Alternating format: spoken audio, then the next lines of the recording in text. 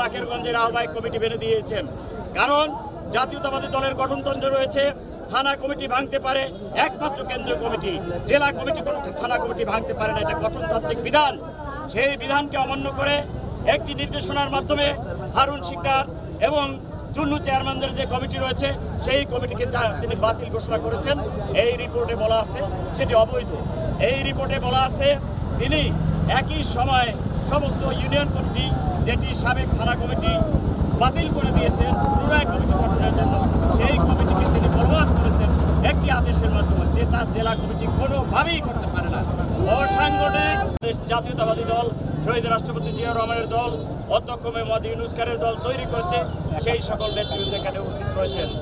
সংগ্রামী নেতৃবৃন্দ, আমরা দেখহীন ভাষায় বলতে চাই, আমরা সকলে সংগঠন করি, বাংলাদেশ জাতীয়তাবাদী দলকে ভালোবাসি। আমাদের নেত্রী দেশনেত্রী বেগম খালেদা জিয়ার নির্দেশ আমরা অক্ষরে পালন করতে চাই। জনাব তারেক রহমানের নির্দেশ, গণতান্ত্রিক প্রক্রিয়া কমিটি, গণতান্ত্রিক বাংলাদেশ আমরা পালন করতে চাই।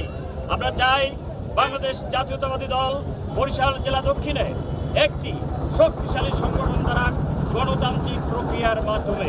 সে কারণে আমরা দেখেছি গত দুইটি আহ্বায়ক কমিটি বিরাজমান ছিল।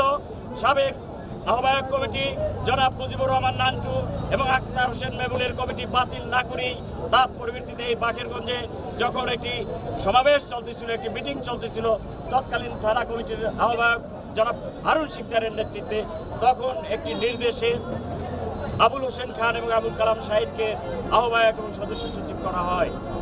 তার পরবর্তী পর্যায়ে দীর্ঘ প্রক্রিয়ার মধ্যে 3.5 বছরে যখন তারা সাংগঠনিক কোনো কর্মকাণ্ড পরিচালনা করতে পারেননি, তখন দলের ভারপ্রাপ্ত চেয়ারম্যান সাহেব নির্দেশ দিয়েছেন যে সম্মেলন প্রস্তুত কমিটির মাধ্যমে বরিশাল জেলা সহ বরিশাল বিভাগের 8টি জেলা মহানগর কমিটিতে সম্মেলন প্রস্তুত কমিটির মাধ্যমে কমিটি হবে। আমরা দেখেছি সেই নির্দেশকে পাশ কাটিয়ে স্বেচ্ছাচারিতার মাধ্যমে বর্তমান জেলার আহ্বায়ক committee Abul Hossain Khan pocket committee গঠন করার প্রক্রিয়ার মধ্যে দিয়ে একটি চাপানো কমিটি দিতে চান, একটি পকেট কমিটি দিতে চান, যেটি বরিশাল জেলার সচেতন জাতীয়তাবাদী দলের সৈনিকেরা কোনোভাবেই মেনে নেবে না। একদিন ভাষায় বলতে চাই, চাপিয়ে দেওয়া কোনো কমিটি মানা হবে না, কোনো পকেট কমিটি মানা হবে না। দেশনেত্রী বেগম খালেদা জিয়ার নির্দেশ কোনো রকম পকেট কমিটি না করা।